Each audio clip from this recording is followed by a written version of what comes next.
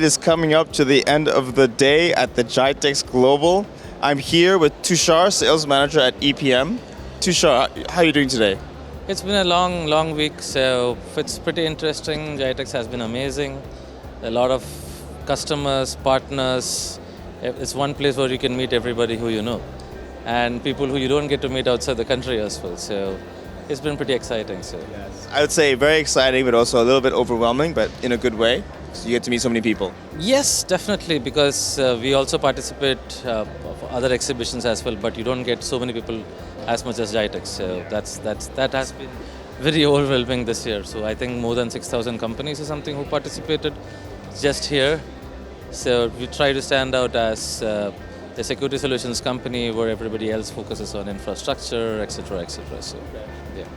So what are you exactly exhibiting here at the Gitex? Okay, so as EPM, we primarily work as security solutions integrators. So right from your access control to your CCTV to your AI solutions, how to make your workplace or your commercial space extra safe, extra secure. How do you manage your items? How do you manage your assets? How to track your assets, or how to track staff, employees, assets. And you find out abnormalities if there is anything which is going against the rules that you have set within the premises, and you figure that out, and then you try to take action accordingly. So this is what we are into. Very nice. It seems like it will have or has many use cases for humanity. And I'm curious to know how you're using AI technology to help this process.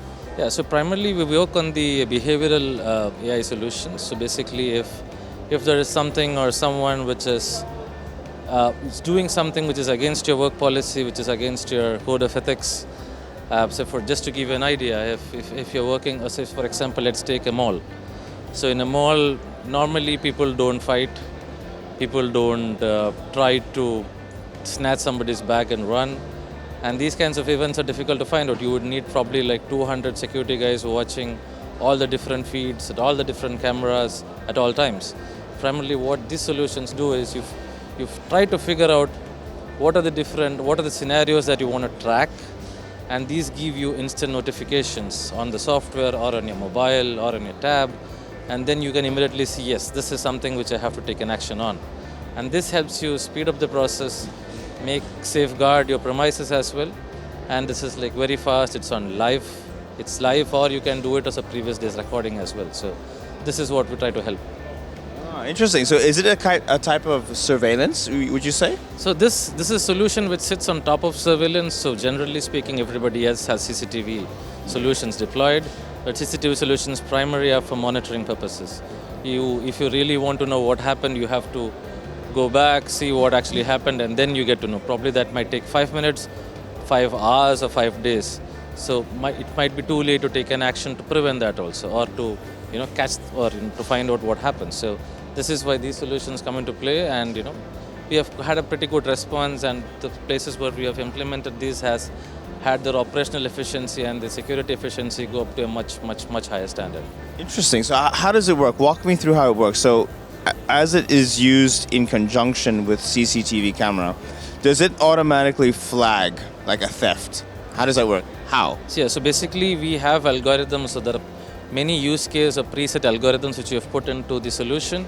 So basically for your contracting companies, for your retail stores, for your for government entities, because all these different types of companies have different security policies, and depending on the different use cases, you have to, you can say, configure the AI or write any new use cases into it. So because probably a retail store might have around 15 different use cases which they want to track. The system might already have 13 to 14. There might be one unique case which we'll need to actually preset into the software. So once you do that, you load it, and then it's free to go. Interesting. Okay, let's talk a little bit about data privacy of individuals. So when obviously the CCTV cameras is looking at people and things like that, and your software flags it, are you doing anything about the data privacy of the people that are being captured? So primarily this is not going to look at any of the details of people who are not supposed to be captured. But if there are anomalies that are detected, so then if say for example if you do a theft, then it's the role of the and this complete software is not on the cloud. It can be on premise also, so it's completely sitting with the customer. So it's not going to be exposed anywhere. And primarily, most of the organizations that we do these projects when, they all have in-house infrastructures.